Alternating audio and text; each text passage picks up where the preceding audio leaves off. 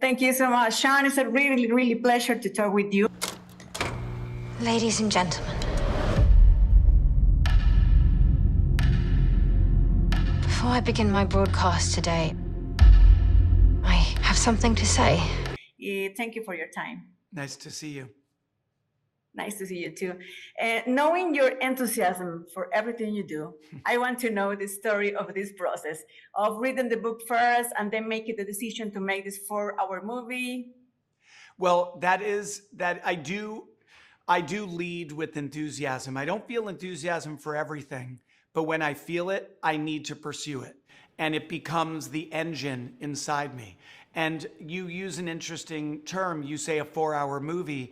The truth is that once I read the book, I loved the book. When I read the scripts, the adaptation, I decided to direct all of it myself.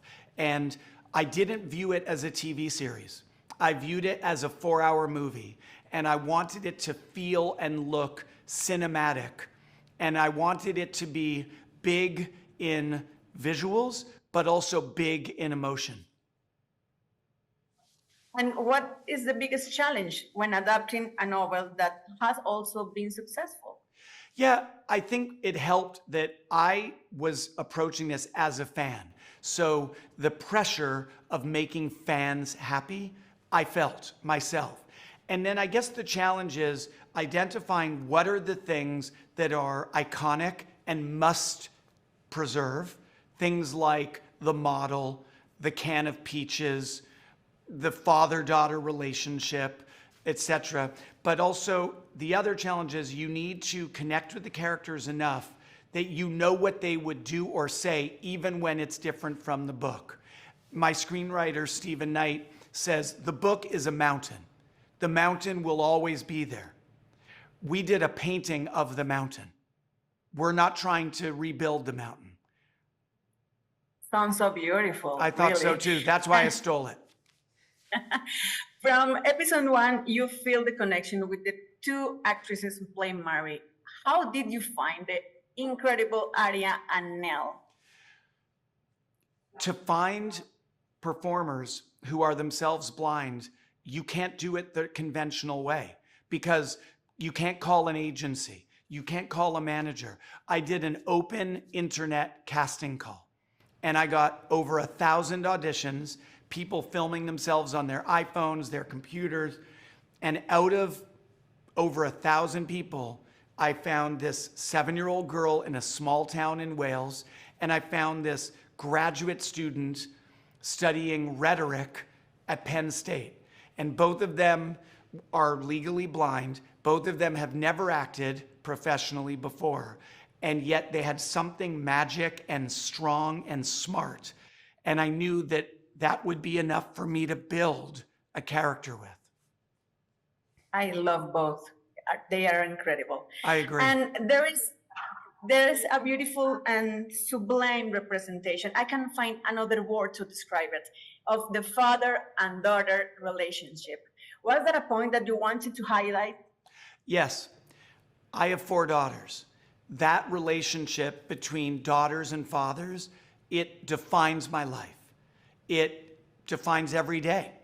And I know the love between a dad and his girl and between a girl and her dad. And it's in some ways the most beautiful love I've experienced in my life. And I wanted this show, like the book, to be a love letter to that very, very unique, reciprocated, adoring relationship. I remember my dad with that movie, I have to confess. Well, I'm glad to hear that. It also helps when you cast Mark Ruffalo because he's not just a great actor. He has a soulfulness. He has a warmth. And it's my second time casting him as a father. He played Ryan Reynolds' father in The Adam Project, and now he is a father in this, and he just brings such beautiful emotionality to the performance. I'm talking about Mark Ruffalo. I'm clear in my life that whatever Mark Ruffalo and Hugh Laurie do, I'm going to watch it. I imagine that the impact that they have is very clear for you. What is it like to work with them? I mean, they're very different, right? Mark has a lot of exploration. He wants to do a lot of takes. He might do one that's bad and one that's great. It's very much an exploration. Hugh is ready and he delivers. Take one, he delivers. And he'll still take direction, but he comes very, very prepared, very confident. But the beauty of this performance for me with Hugh Laurie is we know Hugh Laurie is strong, sexy, cool, but his character starts off fragile, broken, afraid.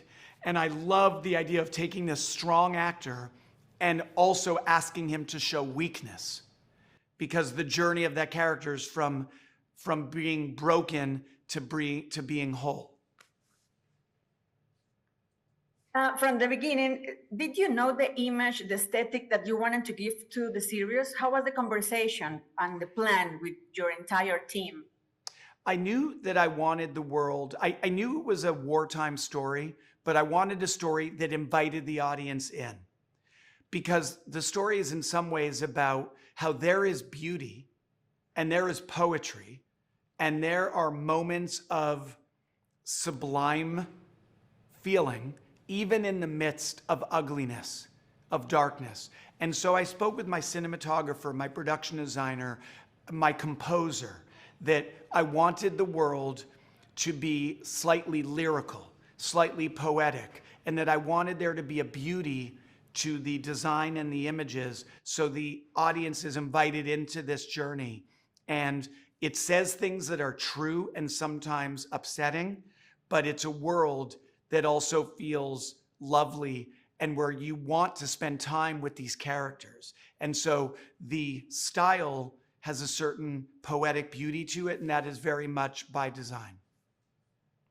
And talking about that, I have to tell you that the details are very unique. How was that precise work for you? This is the first movie or show that I've done where I had to do extensive research. And I needed to make sure there were two levels of details that had to be delivered. One is historic detail, but the other is when you have a protagonist who is blind, the way that things feel, the way that things sound, they matter. They matter more. They matter extra.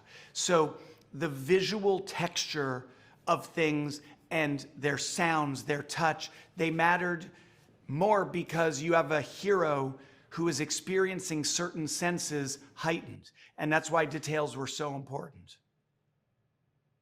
Shawn, thank you very much for your time. Congratulations again. And I will hope that the people in Colombia and Latin America enjoy this amazing production. I appreciate your time. Thank you.